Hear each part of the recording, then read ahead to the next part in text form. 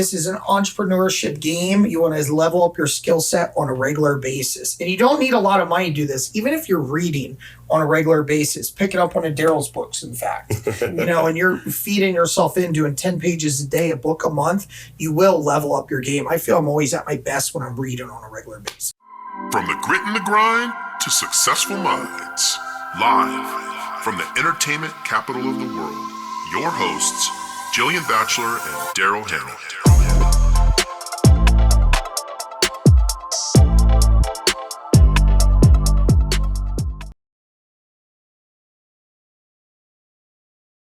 All right, you guys, it's Vegas Real Talk, and we are back. And I am Jillian Batchelor with my business partner, Daryl Hannah.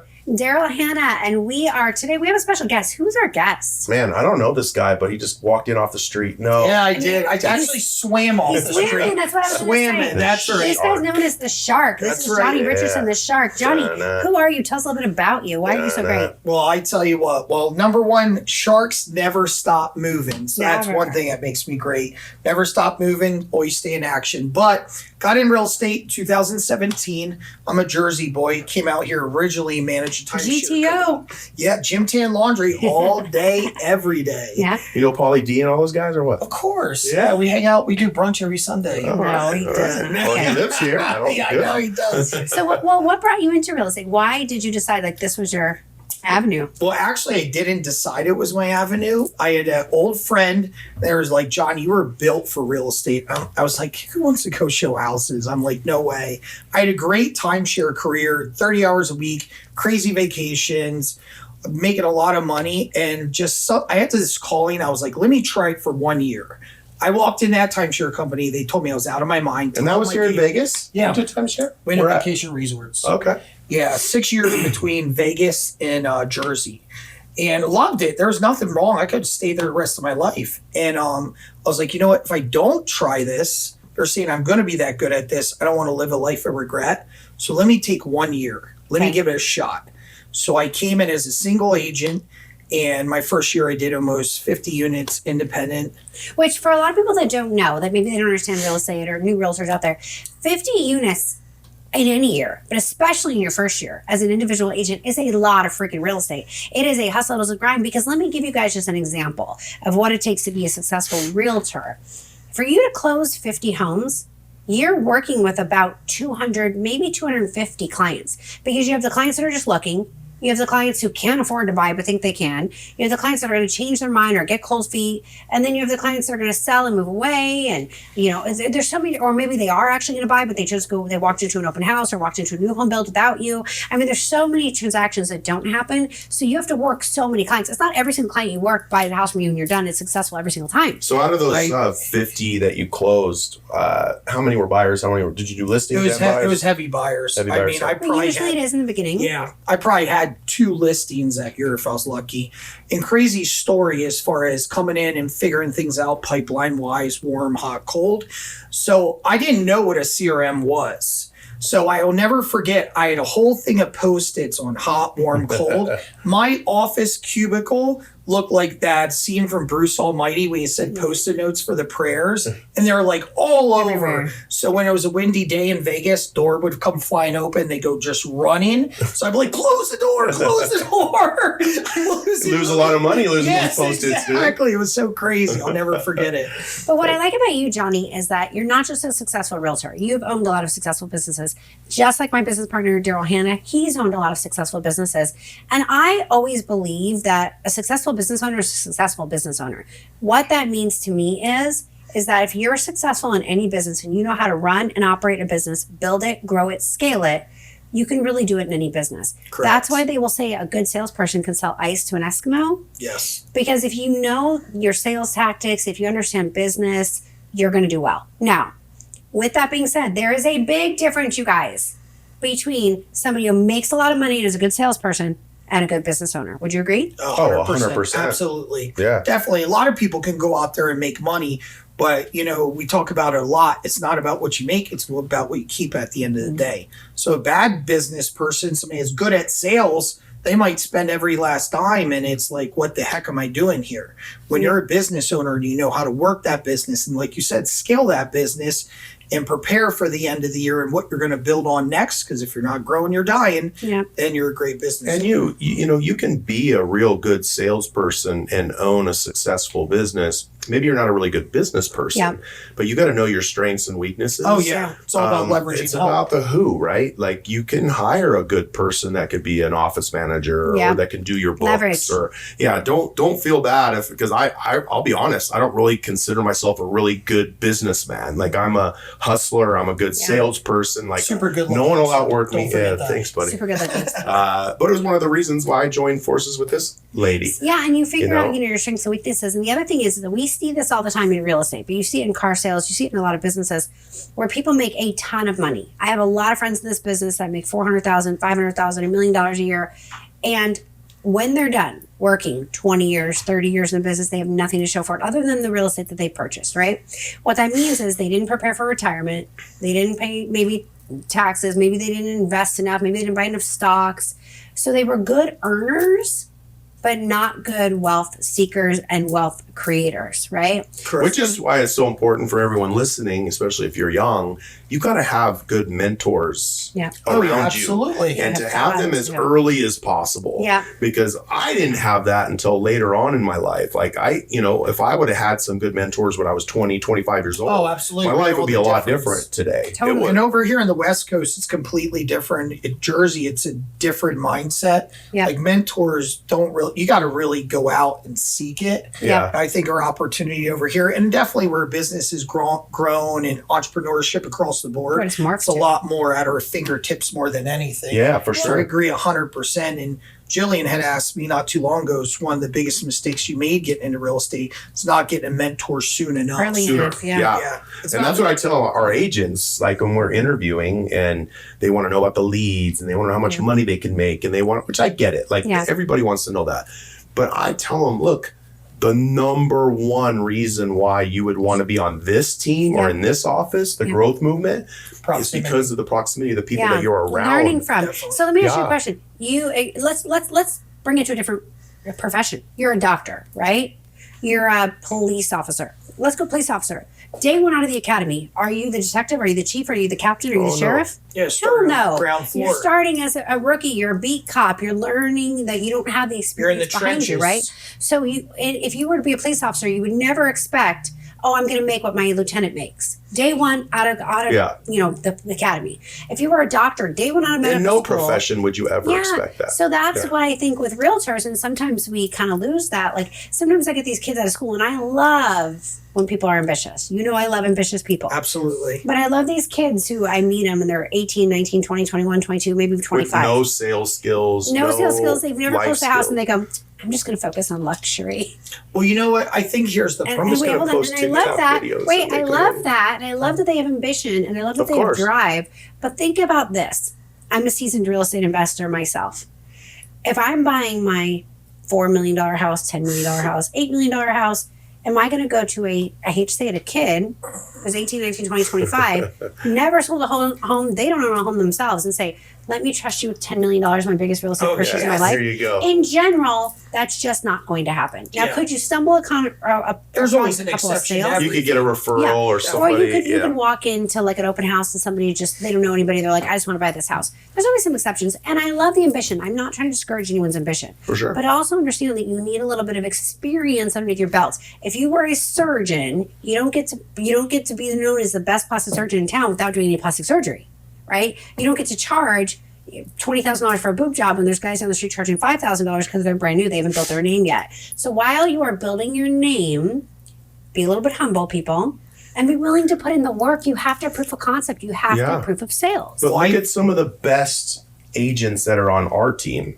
Can't talk about your team, but like they were transaction coordinators for a lot of years. Like they They put the learned the time in. paperwork. The work. They learned how the process works, and then they got their license and they became a realtor. And because they knew the back end of it, I think is really what made some of those realtors very successful. The other mistake that I think, and this is not just real estate, this is a lot of entrepreneurial businesses, but I think another big mistake that people make is they don't have any idea the amount of actual work, man hours, training, calling, setting up your business that it's actually going to take. Can you talk about that a little bit, Johnny? Yeah, so I'll tell you, this is the problem.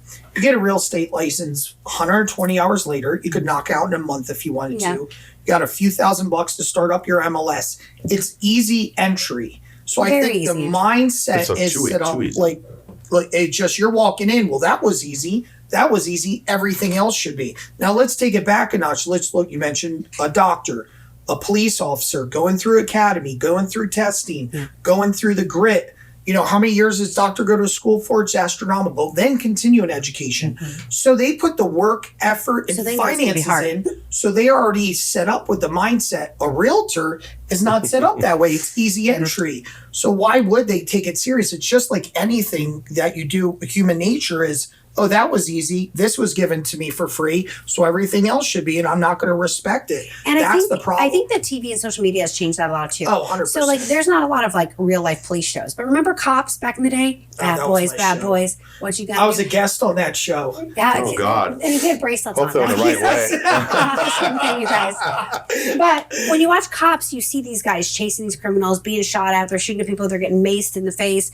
And people are like, oh man, that's a tough job. Then there's very few actual like doctor shows. Most of them are glamorized. But in real estate, there's a ton. So I love HGTV. I'm going to give you a perfect example. You got somebody in California, they're showing a husband and wife at homes. And this is always a joke with HGTV. Their budget's $2 million.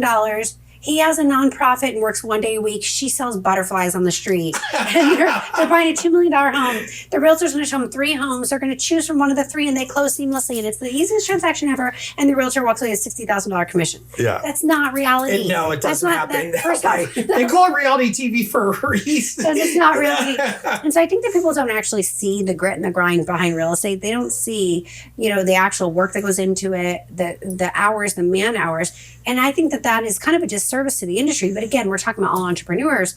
When you go, and I always tell people like this, when you go, if you buy a Starbucks today, you're not going to be in the black day one. You're going to be in the red. Yeah. And you're going to be in the red sometimes. Most businesses, they say. And even when you make it to the green, it's not a lot for a while. And they say it takes years in. Yeah, the normal business, the restaurant business, they say it's 2 years before you're even going to see a profit. You're going to be 2 years in the negative until you even see a profit on 2 years in. A lot of businesses, it's 1 to 3 years before you're going to get a profit. Yeah. Mm-hmm. So it's like in real estate, people are like, wait a second. And that's why they quit a lot of times. In the first 6 months, they start realizing, oh, wait, I'm not making a profit. Oh, they're not prepared. I'm they out. Can barely make it 2 months in. Yeah. And they 2 months in or a couple weeks in even, they're sweating like, what's going on here? I had an agent who came to us on our team, super great girl. But she didn't understand. She goes, she started doing some open houses. Don't use names. She started using some open houses. And she goes, okay, cool. When do I get paid? I've done all these open houses. Okay. She thought she was getting paid per open house. And I was like, who would pay you to do the open house? She's like, oh, doesn't the seller pay me to do the open house? I go, no. The seller doesn't pay you to do an open house. People just I can understand why people might think because they're putting in the work, maybe they're getting paid by the hour. They had a W-2 job their whole life. I've seen this before. There's somebody else that I know that's, I don't know, he has 20 plus offices across the U.S. now. And he said when he got into the business, he wasn't told or educated. So he walked into his broker's office like, okay, when do I get paid? They're like, well, what do you I worked here all week. Like, do I get a check exactly. on Friday? That's the perception of people. They really don't know. Yeah, for sure. You know what I mean? It's not like they really go over it in school or we talk about it. We assume, which is a bad habit, that this is how it's going to happen. Yeah. And if you set the expectations up front from the beginning, it's like, hey, you're going to put the work in. Hey, it's going to be hard. Unfortunately, there's a lot of team leaders out there. It's like, hey, come on in. It's going to be awesome. It's going to be great. And they start buying into it. Yeah, I think if you set the road first, you're going to put the time in. You're going to put the calls in. Set proper expectations. I had one of my really good friends' son just graduated high school a couple days ago. And he called me and he goes, Daryl, I've been watching you, all your videos for years. He goes, I want to be a realtor. I don't want to learn from anybody else. I want to learn from you. I'm like, great. That sounds great. And he said, I'm going away to California for the summer to surf and da-da-da. Is there anything I can do there like part-time to learn about real estate? I said, well, you can go sign up for Key Realty School and study for your test, but at the end of the day, you're going to have to come here, take the test, and then it's going to be 8 hours a day, 5-6 days a week, no surfing. Like it's going to be like, you're going to have to grind it. And you're going to have to plan on not getting paid for 4 to 6 months. Yeah. And that, if you got paid in that time period, that would even be a good thing. Like you got to plan on, like a lot of these people, especially the younger people, they don't know how good they have it. My daughter, I was trying to get her to become a realtor when she was still living at home. And I go, why? You have a place to live. Yeah. You don't have any bills. Like that's the time to learn to be a realtor. Oh yeah. It really is. But most of them just won't put the work in. Yeah. Everything else. Yeah. And it's the perfect adage when people say, you become an entrepreneur to avoid working a 40-hour, you're going to work an 80-hour week to avoid working a 40-hour week for somebody else. That really is the true life of a true entrepreneur. And I'm not talking about somebody who has a real estate license and they sell 1 or 2 homes a year. 1 or 2 homes a year, 5 homes a year is a hobby, right? Yeah. That's your hobby. You do something on the side. You're not a professional at it. If you went to we have part-time agents that do 5 to 10 deals a year. And that's perfectly that's great. fine That's as well. all they want. But if you're thinking I wouldn't call themselves, and I hope this doesn't offend anybody, but anybody who sells less than 5 homes a year, I don't think you can call yourself a professional realtor.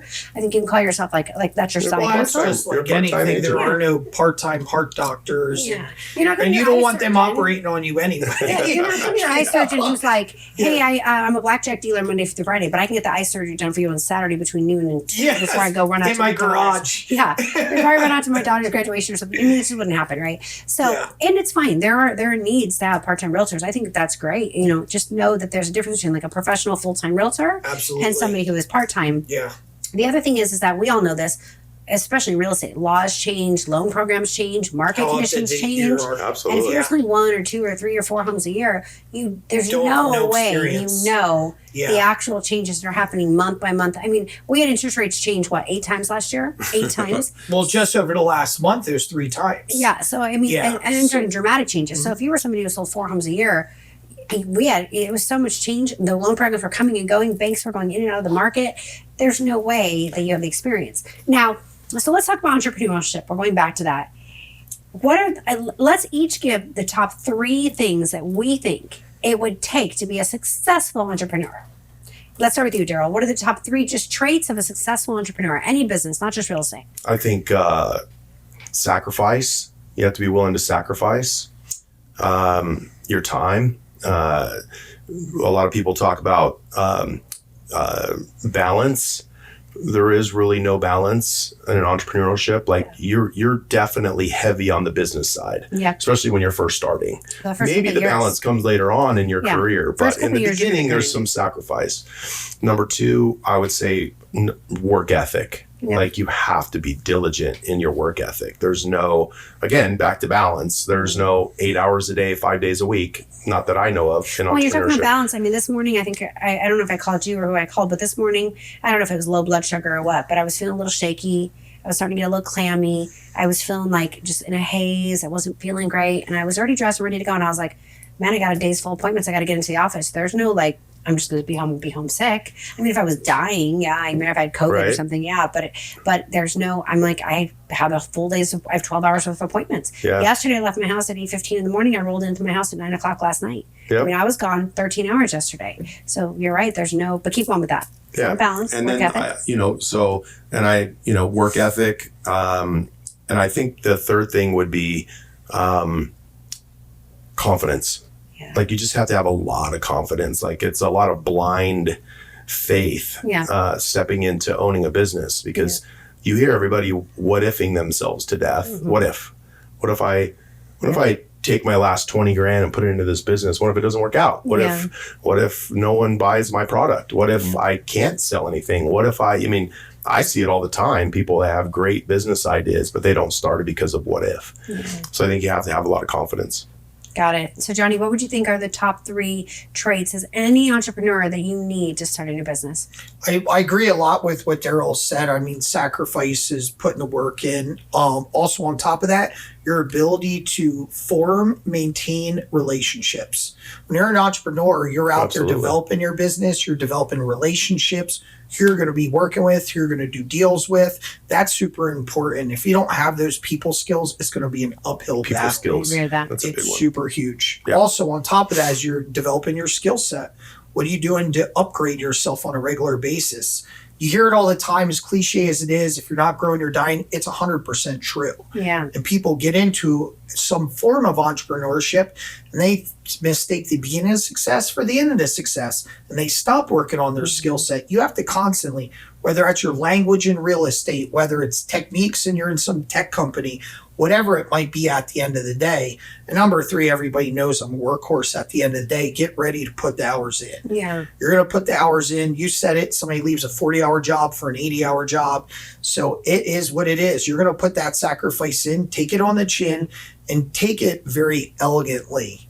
Don't be frustrated. Don't be pissed off. We're all human beings. We all want to do certain things. But the true entrepreneurs that really succeed is when you do things when you don't feel like it. Yeah. Absolutely. And if you ever find yourself comfortable, it's a really bad spot to be in. Oh, 100%. Yeah. Yeah, we've had that situation a couple of times, Daryl. I mean, I would echo a lot of the things that you guys are saying. I mean, I would say that for sure it's your determination.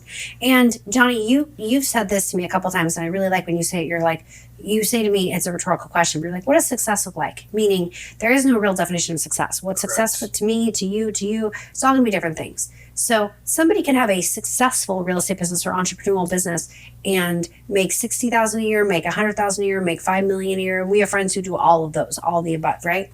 So I'm not saying you can't be successful in real estate and work 2 days a week. It just will be a different level of success than what I would look at, right? Yeah. That's mediocre income, right? Which maybe that's all you want to make. And there are some people that money doesn't equal success to them. Maybe it's that they want the freedom. Maybe they want to make $60,000 a year, but they don't want to do it in the casino. So they want to do it in real estate, doing 2 or 3, days a week. And, then and typically a lot of those people have other income, whether it be or a spouse their spouse or something. or, Yeah. And so I would say this. I would say you definitely need the work ethic, which we talked about, right? Which is the determination for me. You're willing to put in the time. Because I'll tell you guys, there are times that where I was driving to dinner with my family and I get a call and I'm like, hey, I got to go show this house. I'll meet you guys back at dinner. I'm going to be 30 minutes late. Or there's so many times family parties. I was like, hey, I can't make this. I can't make that. I try to make everything I can, but sometimes duty calls and you can't tell a client, oh, I'll call you tomorrow and do it. They'll find another realtor, right? So that's one. Other things I've done, I mean, I hate to admit it, but when I gave birth to my son in this business, I mean, I was a very busy real estate market. I had a team, but I was still very busy. There were still a lot of demands as being a business owner.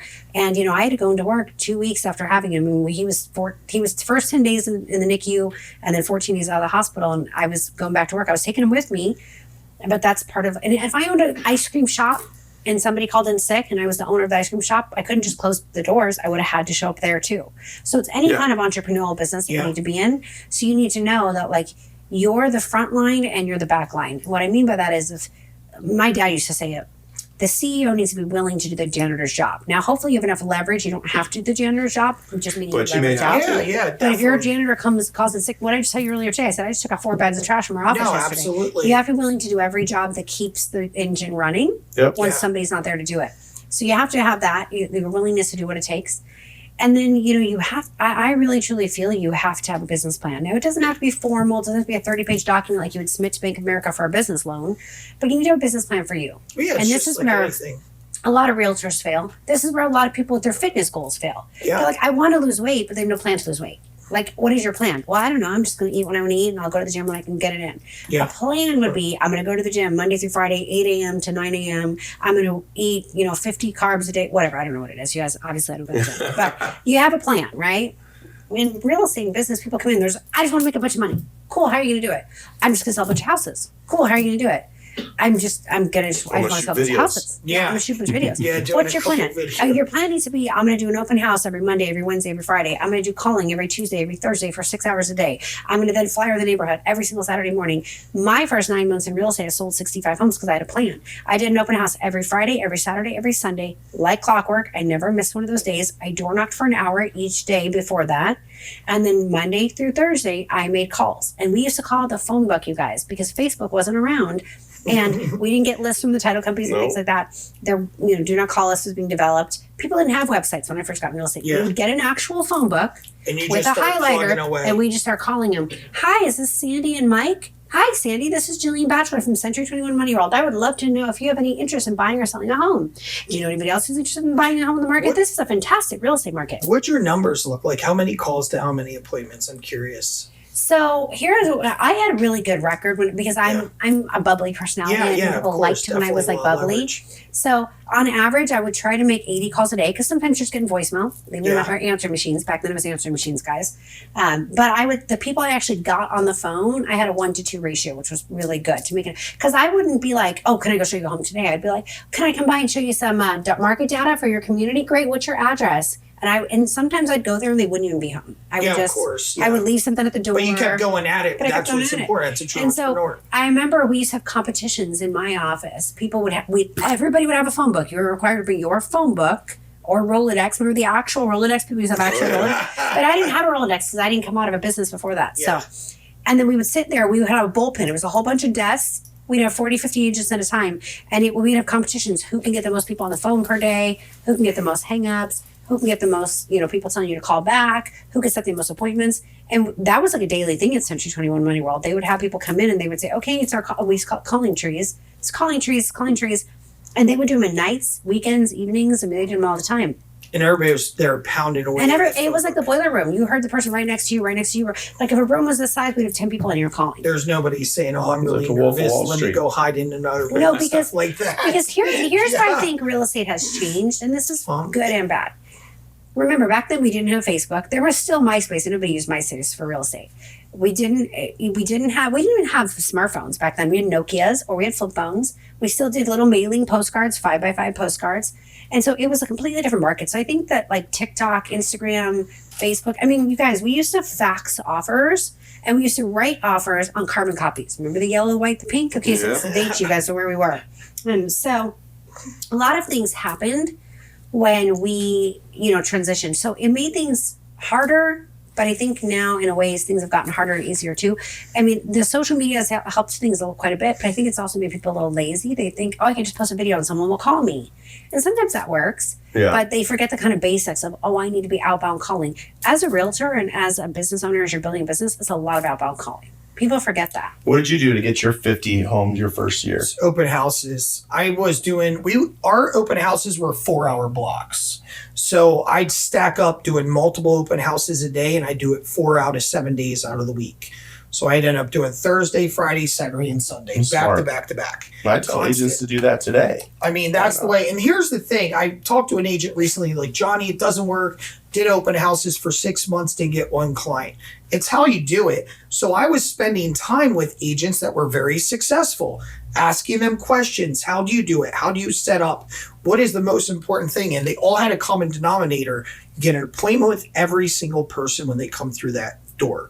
I knew how to get an appointment. I ran other businesses. Mm-hmm. So I used the same strategy as I would any other business, and I was setting an appointment. So by the time I was leaving those open houses, I was already out showing homes. See, that's the thing. Most agents do not set appointments in the open house. There's like, oh, okay, great. This house didn't work for you. We'll take a flyer. If you have any questions, give me a call. If any agent today, if a person walked through that door and said, I've done open house 4 days a week for the last 4 weeks, I didn't get one lead, they're doing something wrong. Oh, 100%. 100% wrong. I mean, there's still gold in there all day long. Oh, yeah. 100%. If you want a higher price point, if that's where your mindset is, doing luxury, do a bunch of luxury ones, but put in the work versus seeing. But you need, if you're an agent that's not getting results and you're doing a lot of open houses and you're listening to this, you're doing it wrong. Mm-hmm. Come talk to us. Like, we want to help you. I don't care what brokerage you work for. Like, come in and talk to us. Like, we'll help you. There's definitely a way. There's a strategy. Just like with anything. You just have to learn how to do it correctly. And I also talk to agents. This is another one. So I give this a little bit of a presentation. I'm like, here's the deal. You young guys that go out to the clubs and you're hitting on girls, what do they normally say? I have a boyfriend. Mm-hmm. But they don't have a boyfriend. They want to be left alone. Yeah. Exactly. Clients are the same way when they walk in. I have a realtor. It's the easiest way to push you off. Yep. And you just say, we're already working with somebody. Yep. But they're not. Or I'm not in the market or something. Whatever. Some excuse. So I decided to pop in just because I wanted to see the ceilings. Yeah. You know, they're obviously there for a reason. So my point is continue giving value, asking questions, get them to know you, like you, and love you as you walk through whatever your strategy is and set that appointment. They're just tired of dealing with the average realtor. Don't be the average, and they're going to open the door for you. You're first going to get the no, but don't stop at the no. 100%. Yeah. People want to do business with people they like. People they know, like, and trust. And the most successful people in any type of business are those that solve problems. If you're a problem solver, figure out what the problem is, solve it, make it better for the consumer, and you will ultimately be successful because you need to be a problem solver. And how do you find out what the problems are, partner? Ask. Yeah. Questions, right? So specifically, yep, you ask the clients, what are their needs? You got to dig down to their why. Why are they looking? Why they come into this open house? Pain point? What are they looking for? Exactly. So now if you were, let's just say you're talking to realtors, been in the business 1 year or 2 years, anything less than the last 5 years. Because the last 5 years have been super easy. It's just been up and to the right. Everyone's selling homes, no problem. Everyone wants to buy a home. Interest rates were great. Except for the last year. Yep. So the last year has changed. A lot of realtors have started to freak out. And a realtor came to me the other day and said, it took me 5 months to sell this home. They had to have the seller do a couple price reductions. And I did over 30 open houses because he was demanding. And I said, welcome to a regular real estate market. Yeah. That's what a normal real estate market is. And she was all panicked. I was like, oh my gosh, I did so much work. I did so much work. You did what a normal market would have dictated. Now, the last 5 years haven't been a normal market. So you would have never seen a home on the market 5 months unless there was a major problem. That was a normal real estate market. So I think we're going to see a lot of agents transition out because they're not used to what the normal market is. We're also going to see a lot of people not know what to do, and they're going to be lacking that skill set of how do I make this house sell? Can't just put it in the MLS anymore and hope it sells and just say, hey, I'm a good negotiator. Oh no, you got to work it. You got to actually market and work it and try to sell it and work for it. Absolutely. And if you don't put money behind marketing it, then you're going to have to put effort behind, which is why she did 30 plus open houses on the property. You're going to have to push the effort. And I want people to understand that is coming.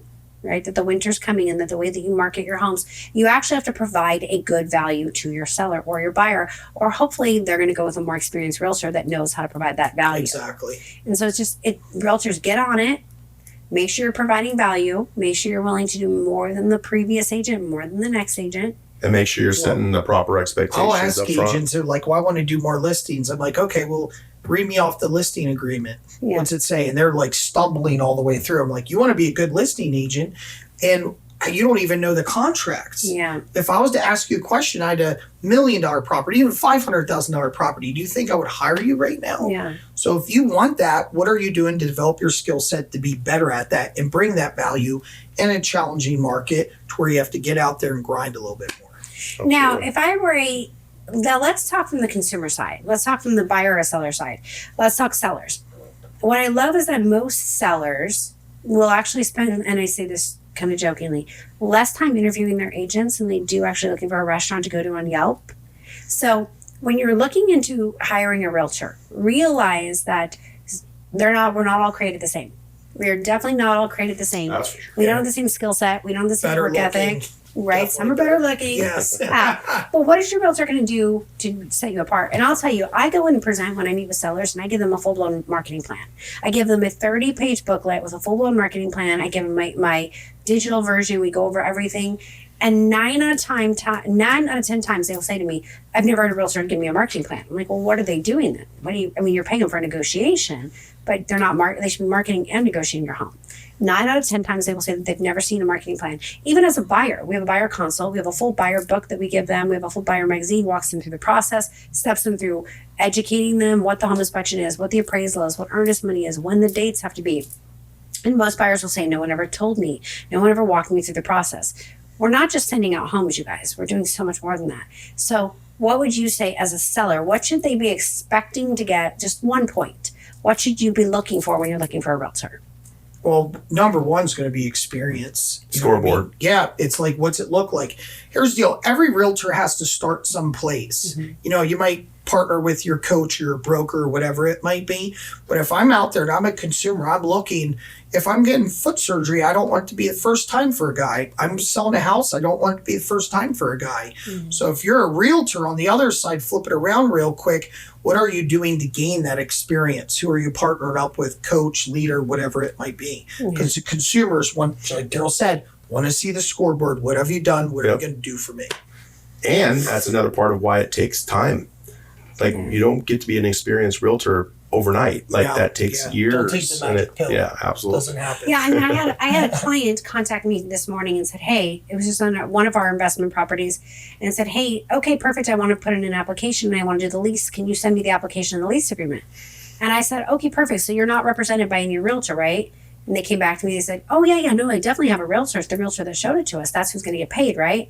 And I said, well, in order for your realtor to get paid, they have to actually do their whole job, which means they have to send you the application. They have to do the lease. They have to draw up these documents. And he was like, oh, my realtor said you would do that. And I said, of course, Art, I need a name on this one. So I was like, no disrespect for your realtor, but if they intend to represent you and get paid, then they actually need to represent you to work, and actually do the full job in order to get paid. I can believe it, but it's just the goal of some agents. And he was like, okay, my realtor didn't realize that. So that I'm just thinking that must be a new agent or somebody who's inexperienced. They just don't know what to do. I had another realtor that called me last week. Like, well, they're on their shift at Target right now, so they don't have time. And I had somebody call me last week and said, hey, I have a couple questions on the contract. This was a realtor called me.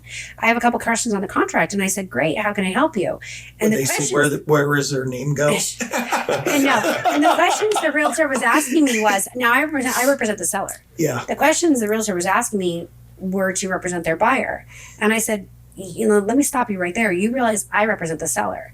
So my goal is to get the seller the best deal. So if you're asking me how to represent your buyer, I'm going to make it one-sided. I'm going to make it to represent my seller because that's what my fiduciary responsibility is to do. I said, do you have a broker that you can call? Because your broker really needs to walk you through this. Yeah. Because they're asking me all these things to do because they just had no idea how to do the contract. And they was, my broker's not available today. I go, then you're going to have to team up with somebody in your office. I go, because it would be unfair of me to tell you what to do. That's actually going to benefit my seller while you're trying to represent your buyer.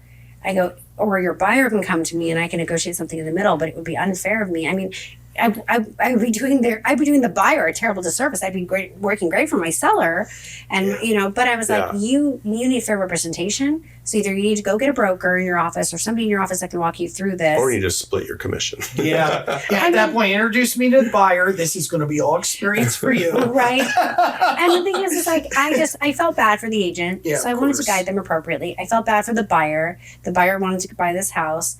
And the buyer said, the buyer knew, it's her first transaction. I'm just trying to help her out. I go, okay, well, I appreciate you trying to help her out. It's going to cost you a little bit of money to help her out because you're going to lose out on negotiations by helping her out. And I appreciate that you want to help her out, but you're going to lose out on these negotiations because I'm going to tell you what's best for my client, not what's best for you. I don't represent you.